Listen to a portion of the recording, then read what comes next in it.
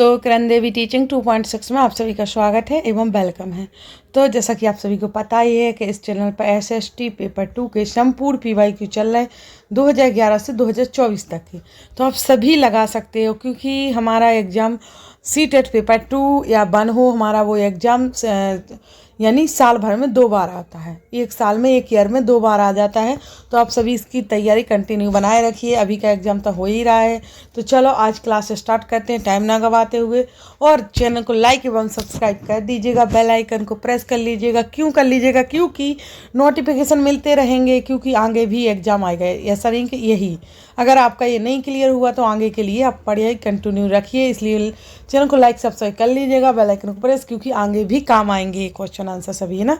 सभी पेपर्स डले हैं, एक प्लेलिस्ट में नंबर वाइज क्लासेस हैं, तो आप सभी जाकर चेकआउट जरूर कर सकते हो वहाँ पर, है ना।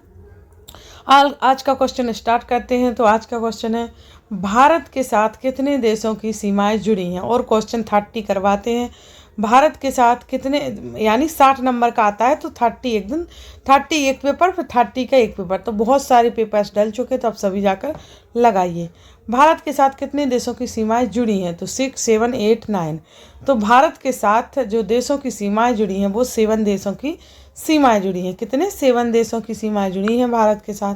फिर है आगे कि निम्न में से कौन सा कथन सत्य है? निम्न में से कौन सा कथन सत्य है? तो रेगिस्तान केवल गर्म होते हैं, रेगिस्तान केवल ठंडे होते हैं, लद्दाख एक प्रकार का रेगिस्तान है, सहारा एक प्रकार का रेगिस्तान है। तो कौन कौन इनमें से सत्य कथन है? तो हमारा रेगिस्तान केवल गर्म होते हैं, रेगिस्तान केवल गर्म होते हैं, सही है। ना ही ठंडे होते हैं, ना ही लद्दाख एक प्रकार का रेगिस्तान है, सहारा एक प्रकार का रेगिस्तान है। राइट, तो ये दोनों सही है, यानी पहला और चौथा, यानी फर्स्ट राइट आंसर हो जाएगा केवल 1 और 4, है ना। फिर है अमेजन नदी के बारे में कौन सा कथन सत्य है? अमेजन नदी के बारे में कौन सा कथन सत्य है? तो यह कर्क और मकर रेखा के बीच स्थित है, यह विश्व की सबसे लंबी नदी नहीं है, यह शीतोष्ण कटिबंध में स्थित नहीं है, यह पूर्व से पश्चिम दिशा में प्रभावित होती है। तो अमेजन नदी के बारे में कौन सा कथन सत्य होगा वो देखना है। तो अमेजन नदी है जो पूर्व से पश्चिम की दिशा में प्रभावित होती है। ये हमारा पूर्व है, ये हमारा पश्चिम है, तो पूर्व से पश्चिम की दिशा में प्रभावित होती है हमारी अमेजन नदी के बारे में, यही है जानकारी। तो 4th ही राइट आंसर हो जाएगा क्वेश्चन के अनुसार। फिर निम्नलिखित में से कौन सा युग्म सम्मिलित नहीं है? निम्नलिखित में से कौन सा युग्म जो सम्मिलित नहीं हो रहा? तो बेल दक्षिण अमेरिका में, या पंपास अर्जेंटीना में, डांस ऑस्ट्रेलिया में, स्टेफी मध्य एशिया में। तो ये हमारा मैच हो रहा है, ये तीनों मैच हो रहे हैं।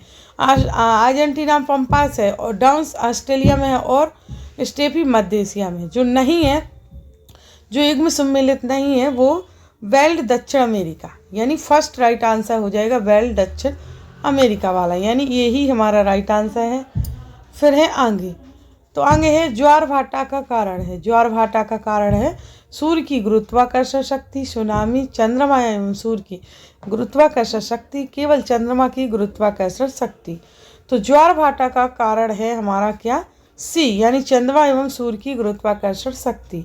ज्वार भाटा का कारण सी है हमारा, सी ही राइट आंसर हो जाएगा क्वेश्चन के अनुसार। फिर है गरजते चालीसा का संबंध है। गरजते चालीसा का संबंध है पछुआ हवाओं से, उत्तरी गोलार्ध की पछुआ हवाओं से, या दक्षिणी गोलार्ध की पूर्वी हवाओं से, या दक्षिण गोलार्ध की पछुआ हवाओं से।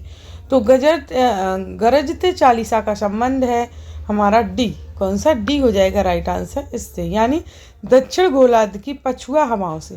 किससे? दक्षिण गोलार्ध की पछुआ हवाओं से गरजते चालीसा का संबंध है, तो डी हमारा राइट आंसर हो जाएगा। फिर है जापान का मैनचेस्टर किसे कहा जाता है? जापान का मैनचेस्टर किसे कहा जाता है? ओसाका को, टोक्यो को, हिरोशिमा को, या नागासाकी को? तो जापान का मैनचेस्टर कहा जाएगा ओसाका को। किसको? ओसाका को जापान का मैनचेस्टर कहा जाएगा। तो हमारा यही राइट आंसर हो जाएगा क्वेश्चन के सब है। अभिकथन, अभिकथन ऊंचाई के साथ तापमान में कमी आती है। फिर तर्क है ऊंचाई के साथ वायुमंडल के घनत्व में भिन्नता आती है। तो इनमें से सही उत्तर का चयन करना है, और व्याख्या कर रहा है या नहीं कर रहा। तो ए और आर दोनों सही है, ए और आर दोनों सही है, परंतु ए आर की सही व्याख्या नहीं कर रहा। जो ये है वो आर की सही व्याख्या नहीं कर रहा, तो इसके अनुसार हमारा दूसरा ही राइट आंसर हो जाएगा। कौन सा? दूसरा राइट आंसर हो जाएगा। फिर है, कौन सा विकल्प जनसंख्या घनत्व के सही आरोही क्रम को दर्शाता है? कौन सा विकल्प जनसंख्या घनत्व के सही आरोही क्रम को दर्शाता है? तो दक्षिण मध्य एशिया, पूर्वी एशिया, दक्षिण पूर्वी एशिया, या पूर्वी एशिया, दक्षिण पूर्वी एशिया और दक्षिण मध्य एशिया। फिर दक्षिण पूर्वी एशिया, पूर्वी दक्षिण मध्य एशिया, फिर है पूर्वी एशिया, दक्षिण मध्य एशिया, दक्षिण पूर्वी एशिया। तो राइट आंसर हो जाएगा जो जनसंख्या घनत्व के सही आरोही क्रम को दर्शाएगा, आरोही क्रम, तो वो हो जाएगा हमारा सी, यानी दक्षिण, फिर पूर्व एशिया, फिर पूर्वी, फिर है दक्षिण, फिर है मध्य एशिया, यानी सी ही हमारा राइट आंसर हो जाएगा क्वेश्चन के अनुसार। फिर है, इनमें से कौन प्रमुख यमोत्तर है? इनमें से कौन प्रमुख यमोत्तर है? तो 180 अंश पूर्वी देशांतर, 0 अंश देशांतर, या 0 अक्षांश, या 180 पश्चिमी देशांतर। तो इनमें से कौन प्रमुख यमोत्तर है? तो इसमें से है हमारा 0 डिग्री देशांतर, यानी हमारा 0 है, यानी बी हमारा राइट आंसर है। फिर है, निम्न में से कौन थीमेटिक मानचित्र है? निम्न में से कौन है जो थीमेटिक मानचित्र है? नदियों को दर्शाने वाले मानचित्र, या वर्षा वितरण मानचित्र, या गाँव को दर्शाने वाले मानचित्र, या राजधानियों को दर्शाने वाले मानचित्र।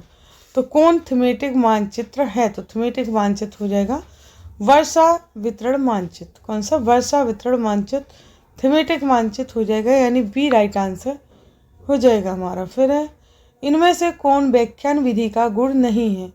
इनमें से कौन व्याख्यान विधि का गुण नहीं है?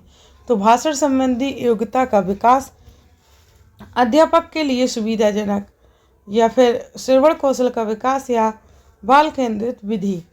तो इनमें से कौन व्याख्यान विधि का गुण नहीं है? तो हो जाएगा बाल केंद्रित विधि, यह व्याख्यान विधि का गुण नहीं है, यानी डी हमारा राइट आंसर हो जाएगा क्वेश्चन के अनुसार। फिर सामाजिक विज्ञान शिक्षण की किस विधि में, सामाजिक विज्ञान शिक्षण की किस विधि में छात्र विशिष्ट से सामान्य की ओर अग्रसर होते हैं? विशिष्ट से सामान्य की ओर। तो आगमन विधि, निगमन विधि, स्रोत विधि, प्रायोजना विधि। तो इसका आंसर जानने से पहले आप सभी को बता दूं कि इसके डिस्क्रिप्शन में पिछली क्लासेस की लिंक भी मिल जाती है, तो वो सभी जाकर चेकआउट कर सकते हो। तो इसको विशिष्ट से सामान्य की ओर अग्रसर होते हैं, तो वो कौन सी विधि होगी? वो होगी आगमन विधि। कौन सी? हमारी आगमन विधि, यानी ये राइट आंसर हो जाएगा। फिर हर वर्ट उपागम किससे संबंधित है? हर वर्ट उपागम किससे संबंधित है? तो प्रोजेक्ट विधि से, भ्रमण योजना से, पाठ्य योजना से, स्रोत विधि से। तो हर वर्ट उपागम जो संबंधित है वो है पाठ्य योजना से। किससे? पाठ्य योजना से हर वर्ट उपागम संबंधित है। तो हमारा सी ही राइट आंसर हो जाएगा क्वेश्चन के अनुसार। फिर है, सामाजिक अध्ययन शिक्षण में छात्र व्यवहारिक ज्ञान प्राप्त करता है क्षेत्रीय भ्रमण द्वारा, या सामाजिक अध्ययन प्रयोगशाला द्वारा, या व्याख्यान विधि द्वारा, या प्रश्नोत्तर द्वारा। तो सामाजिक अध्ययन शिक्षण में छात्र व्यवहारिक ज्ञान प्राप्त करता है क्षेत्रीय भ्रमण के द्वारा। किसके? क्षेत्रीय भ्रमण के द्वारा। आप सभी को पता होगा कि अगर बच्चों को क्षेत्रीय भ्रमण कराएंगे तो वो जरूर से जरूर ज्ञान को प्राप्त करेगा, वो भी व्यवहारिक ज्ञान को ना। तो हमारा ए ही राइट आंसर हो जाएगा क्वेश्चन के अनुसार। फिर है, सामाजिक विज्ञान, क्या है? सामाजिक विज्ञान किससे संबंधित है? तो माल का निर्माण, आजीविका के साधन, आपूर्ति और खपत, ये सभी। तो सामाजिक विज्ञान जो संबंधित है वो माल का निर्माण, आजीविका के साधन, आपूर्ति और खपत, ये सभी से है। तो हमारा राइट आंसर हो जाएगा डी, यानी ये सभी क्वेश्चन के अनुसार, है ना। फिर है, कौन सामाजिक अध्ययन पढ़ाने का उद्देश्य नहीं है? कौन सामाजिक पढ़ाने का उद्देश्य नहीं है इनमें से? तो अच्छी नागरिकता, चरित्र निर्माण, या अच्छी तरह से स्कोरिंग, या अवकाश का उचित उपयोग। तो जो उद्देश्य नहीं है वो हो जाएगा हमारा अच्छी तरह से स्कोरिंग। अच्छी तरह से स्कोरिंग सामाजिक अध्ययन पढ़ाने का उद्देश्य नहीं हो सकता है, तो हमारा सी राइट आंसर हो जाएगा। फिर है, पर्यावरण शिक्षा को, क्या पर्यावरण शिक्षा को स्कूल में पढ़ाया जाना चाहिए? क्योंकि पर्यावरण शिक्षा को स्कूलों में पढ़ाया जाना चाहिए क्योंकि यह पर्यावरण प्रदूषण को बढ़ाएगा, यह जीवन का महत्वपूर्ण हिस्सा है, यह शिक्षकों को नौकरी प्रदान करेगा, यह पर्यावरण से बच नहीं सकते, यानी हम पर्यावरण से बच नहीं सकते। तो पर्यावरण शिक्षा को स्कूल में पढ़ाया जाना चाहिए क्योंकि यह जीवन का महत्वपूर्ण एक हिस्सा होता है। क्या? जीवन का एक महत्वपूर्ण हिस्सा होता है, इसलिए पढ़ाया जाना चाहिए। तो राइट आंसर हमारा बी हो जाएगा इसका। फिर है प्रारंभिक स्तर पर इतिहास। प्रारंभिक स्तर पर इतिहास शिक्षण का सबसे महत्वपूर्ण और प्रभावी तरीका है। प्रारंभिक स्तर होता है उस पर इतिहास शिक्षण का सबसे महत्वपूर्ण और प्रभावी तरीका है कहानी कथन पद्धति, व्याख्यान पद्धति, चर्चा पद्धति, प्रश्न उत्तर पद्धति। तो प्रभावी तरीका हो जाएगा, महत्वपूर्ण प्रभावी तरीका हो जाएगा कहानी कथन पद्धति। कौन सा? कहानी कथन पद्धति, यानी हमारा यही राइट आंसर हो जाएगा। फिर है सामाजिक अध्ययन के अंतर्गत भूगोल शिक्षण से संबंधित विविध प्रकार की सामाजिक अध्ययन के अंतर्गत सामाजिक अध्ययन के अंतर्गत भूगोल शिक्षण से संबंधित विविध प्रकार की मिट्टियों के नमूने रखे जाते हैं। भूगोल कक्ष में, भूगोल संग्रहालय में, भूगोल प्रयोगशाला में, भूगोल पुस्तकालय में। तो राइट आंसर हो जाएगा विविध प्रकार की मिट्टियों के नमूने रखे जाते हैं कहाँ? भूगोल संग्रहालय में। कहाँ रखे जाएंगे? भूगोल संग्रहालय में, यानी बी ही हमारा राइट आंसर हो जाएगा। फिर है भौगोलिक यात्राएं हैं। भौगोलिक यात्राएं हैं प्रायोगिक सामग्री या दृश्य सामग्री या क्रियात्मक सामग्री या इनमें से कोई नहीं। तो भौगोलिक यात्राएं हैं जो वो है क्रियात्मक सामग्री। क्या हो जाएंगी भौगोलिक यात्राएं? क्रियात्मक सामग्री, यानी सी ही हमारा राइट आंसर हो जाएगा क्वेश्चन के अनुसार। फिर है संविधान सभा द्वारा किस तिथि को संविधान अपनाया गया था? संविधान सभा के द्वारा किस तिथि को संविधान अपनाया गया था? 9 दिसंबर 1940, 15 अगस्त 1947, 26 नवंबर 1949, 15 नवंबर 1949। तो राइट आंसर हो जाएगा यह अपनाया गया था 26 नवंबर 1949 को, यानी सी ही राइट आंसर हो जाएगा हमारा, है ना। फिर है आगे, तो संसदात्मक शासन व्यवस्था में वास्तविक कार्यपालिका शक्ति होती है। संसदात्मक शासन व्यवस्था में वास्तविक कार्यपालिका शक्ति होती है, तो वो संसद में या राजा में या नौकरशाही में या मंत्री परिषद में।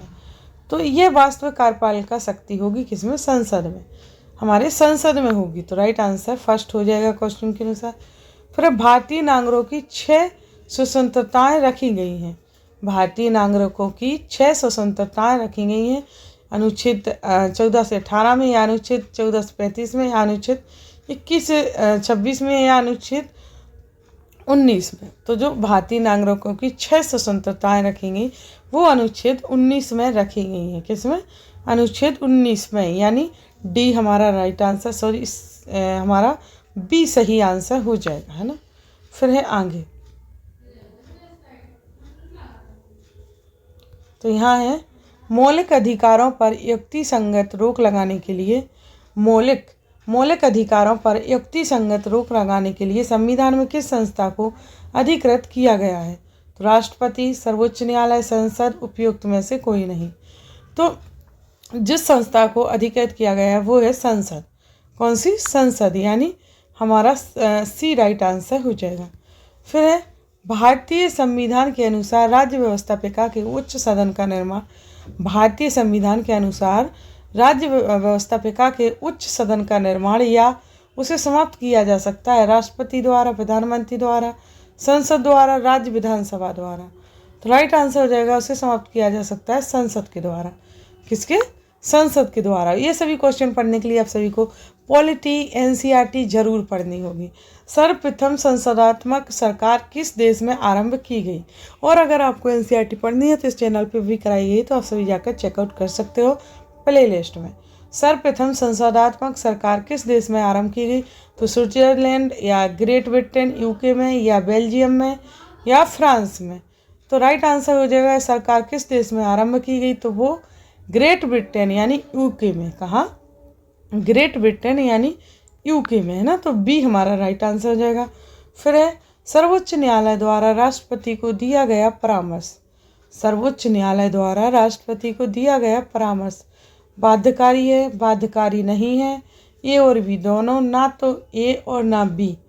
तो राइट आंसर हो जाएगा कि सर्वोच्च न्यायालय द्वारा राष्ट्रपति को दिया गया परामर्श बाध्यकारी नहीं है। क्या? बाध्यकारी नहीं है, यानी बी हमारा राइट आंसर है। फिर भारत के सर्वोच्च न्यायालय ने संविधान के आधारभूत ढांचे के सिद्धांत को स्पष्ट किया। गोलकनाथवाद 1966 में, केशवानंद भारतीवाद 1973 में, शंकरी प्रसादवाद 1951 में, सज्जन सिंहवाद 1965 में। तो जो संविधान के आधारभूत ढांचे के सिद्धांत को स्पष्ट किया वो केशवानंद भारतीवाद 1973 में कब स्पष्ट किया? केशवानंद भारतीवाद 1973 में, यानी हमारा बी राइट आंसर हो जाएगा, है ना। फिर है आगे, तो यहाँ है भारत में किस तिथि को सूचना का अधिकार लागू किया गया था? भारत में किस तिथि को सूचना का अधिकार लागू किया गया था? 23 दिसंबर 2004, 11 मई 2005, 5 जून 2005, 12 अक्टूबर 2005। तो राइट आंसर जानने से पहले आप सभी इस चैनल को लाइक सब्सक्राइब कर दीजिएगा, बेल आइकन को प्रेस, सभी को शेयर, क्योंकि बहुत इंपॉर्टेंट और हेल्पफुल क्लासेस आ रही हैं जो आपके लिए अभी नहीं तो आगे के पेपर हमारे एक 1 ईयर में 2 बार पेपर होते हैं। तो तैयारी कंटिन्यू रखिए, छोड़िए मत, क्योंकि ये हो जाएगा तो आगे भी आएंगे। तो आप सभी तैयारी कंटिन्यू रखिए। अगर आपके नंबर अच्छे नहीं आ रहे हैं तो पेपर सभी लगाइए। तो इसका राइट आंसर हो जाएगा 12 अक्टूबर 2005। क्या 12 अक्टूबर 2005 को लागू किया गया था? तो डी हमारा राइट आंसर है। तो इस प्रकार से आज क्लास हमारी यही समाप्त होती है। तो चलो, थैंक्स फॉर वॉचिंग वीडियो।